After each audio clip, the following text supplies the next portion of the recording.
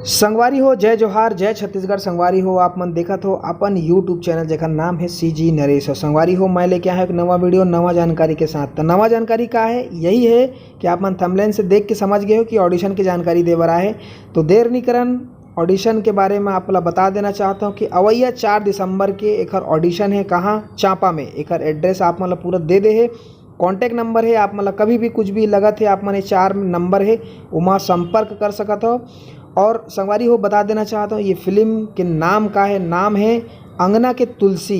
एकर producer कौन है? Devaki M। Director कौन है? विष्णु शर्मा जिन्हें कोलकाता के है।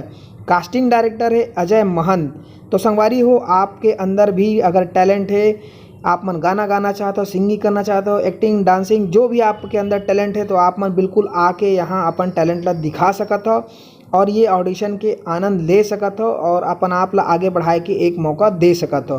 तो संगवारी हो हमू मन एमा पहुँचे के पूरा प्रयास करबो। आप मन से मिले के मौका हमन ला ऐसा जगह में मिले के मौका मिले के कोशिश है। तो संगवारी हो आप मन भी यहाँ पहुँचो और बस अपन टैलेंट दिखाओ। तो जय जोहार जय छत्तीसगढ़। और ऐसे ही नवा नवा वीडियो नवा नवा जानकारी पर हमारे चैनल CG नरेश ला सब्सक्राइब करो। वीडियो बने लगी सो ही तो आप मन ला शेयर करो दबा के। जय जोहार जय छत्तीसगढ़।